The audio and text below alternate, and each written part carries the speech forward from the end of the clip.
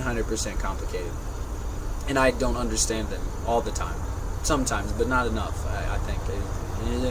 It's complicated. It's incredibly complicated. But, I kind of define it that sometimes, when you realistically, especially in a situation like mine, I haven't seen my little girl in 3 years. Half of that is my fault. The other half is her mother's fault.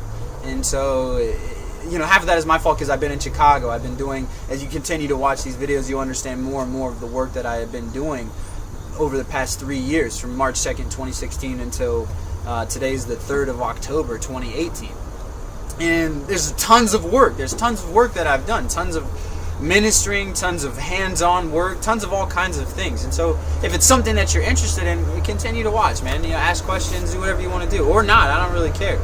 It's completely up to you. I'm more so doing this because I feel like it's a good idea. I'm tired of writing, and I feel like it's a good idea. And at the same time, I could die pretty soon. So I would rather have some kind of audio recording that would realistically, you put in one of those time capsules, right? And then 100 years from now, you open this up and be like, damn it, that guy was right. We really needed to. I'm not saying that I was right, but time will tell.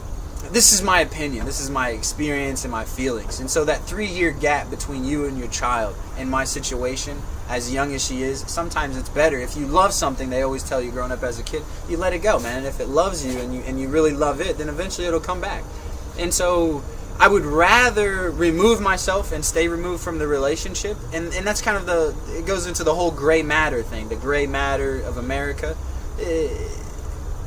It would be better for me to remove myself and allow her to grow up in life without the toxic relationship between her mom and I. And that's that failure, right? The failure between a black person and a white person creating a child and then trying to realistically have this baby and realistically have a relationship and put up with all this crap that's happening in America. And now in America, that would be more complicated than it was probably the last 20 years. Because you have so many different kind of movements arising in America. You still have this crippling, old, wrinkly, racist white America that is slowly kind of decaying. But then at the same time, you have a black and white America, which is separate. A black and white America is like me being like, I believe in pandas, right? I love pandas. Chinese people love pandas. Everybody loves pandas. And you know what? You don't go mess with pandas. Pandas will kill you. A panda will kill you. But a panda's not gray. A panda is very defined as black and white. And it's a very gorgeous creature. And then if you look at a gray, it's kind of like, I don't know. I look at my little girl and I'm like, man, okay. She's probably going to have some scepter and she's going to be giving orders one day maybe. And that's a difficult life. That's hard. That's a hard life because I don't think that I don't think that she would be a good ruler with the kind of chaos and negativity that's taking place. She would be a better ruler breeded in America to where black people and white people are friends. If she was more of a spokesperson 20 years from now of the same thing that I'm talking about right now, that would be tons better than her being like, everybody needs to get a black husband or everybody needs to get a white wife or whatever it is. I think that it's better for her and it's better for all of us to learn how to build these relationships together, to become brothers and to become sisters and to become family and a community.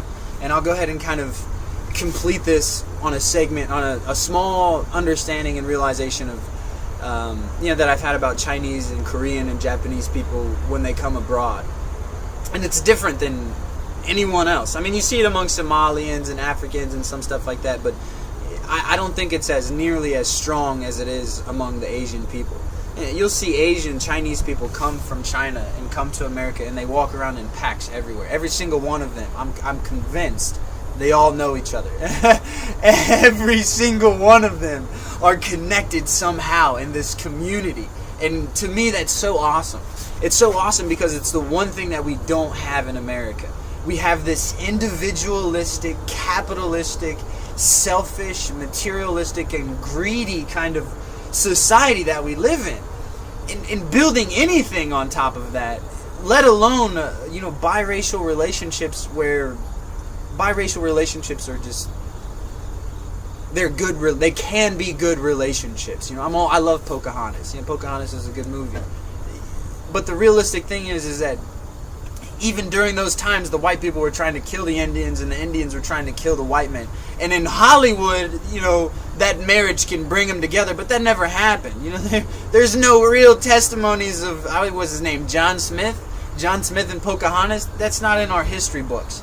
You know, instead, white people slaughtered all of the Native Americans that we practically had in America.